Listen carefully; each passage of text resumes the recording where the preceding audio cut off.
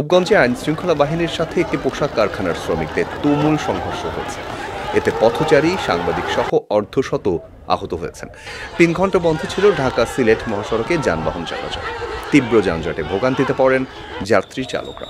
সংঘর্ষের ঘটনায় আটক করা হয়েছে 10 জনকে। আমরা তো আজকে সকালে শোনার পরপরই কিন্তু আমরা স্পটে এসেছি এবং আমাদের সাথে পুলিশ এবং আর্মি মিলিয়ে আমরা কিন্তু এই রাস্তাটাকে ক্লিয়ার করার চেষ্টা করেছি।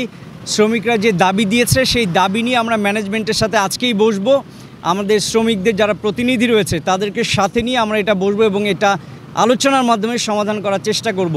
এবং শ্রমিক ভাইদের প্রতি অনুরোধ থাকবে, রাস্তাতে কোনো গাড়ি ভাঙচুর করে রাস্তার প্রতিবন্ধকতা তৈরি করে কোনো ধরনের দাবি আসলে আদায় করা সম্ভব না। বরঞ্চ আমরা যদি টেবিলে বসে আলোচনা করি, যে কোনো দাবি আমরা আলোচনার মাধ্যমে এটি সমাধান করতে পারবো। কর্মীর ছাঁটাই ঘিরে এমন সংঘাত, সহিংসতা, আইন শৃঙ্খলা বাহিনীর সাথে সংঘর্ষে জড়ায় রূপগঞ্জের রবিন টেক্স কারখানার শ্রমিকরা। ছাঁটাই করা 16 শ্রমিককে চাকরিতে পুনর্বহাল করতে হবে, এমন দাবিতে সকাল 11টার দিকে ঢাকা সিলেট মহাসড়কের আউখাবো এলাকা অবরোধ করা হয়।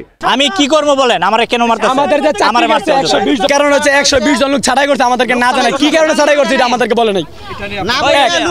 যে কোনো সমস্যা হবে লোক ছাঁটাই করবে, কিন্তু কেন? তাদের তো অপরাধ আছে, এটা তো আমরা জানতে পারি। তাদের যে অপরাধ এটা তো আমরা জানা দরকার।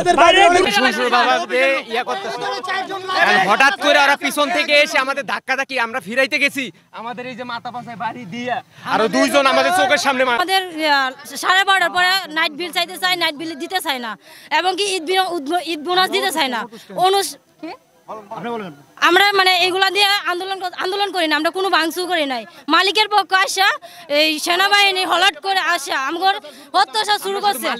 আমরা শুধু মালিকের সাথে কথা বলতে চাইছি। আইন শৃঙ্খলা বাহিনী সরাতে গেলে ছড়ায় উত্তেজনা, দফায় দফায় চলে ধাওয়া পাল্টা ধাওয়া।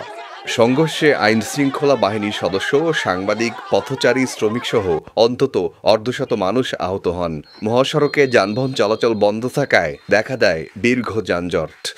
শ্রমিক ভাইদেরকে বোঝানোর চেষ্টা করেছি, ভাই আপনারা রাস্তায় নাশকতা বা ভাঙচুর করবেন না, আলোচনা টেবিলে এই জিনিসটা সমাধান সম্ভব। তো আমরা এখন যে পরিস্থিতি আপনারা দেখছেন, আমরা রাস্তাটা চালু করতে পেরেছি। শ্রমিক ভাইদের কাছে অনুরোধ থাকবে, আপনারা আলোচনা টেবিলে ফিরে আসেন, নাশকতা বা ভাঙচুর করবেন না, এটা আলোচনার মাধ্যমে সমাধান করা সম্ভব। সংঘর্ষের ঘটনায় অন্তত 10 জনকে আটক করেছে আইন শৃঙ্খলা বাহিনী। প্রায় 3 ঘন্টা পর বিকেল 3টার দিকে স্বাভাবিক হয় যানবাহন চলাচল।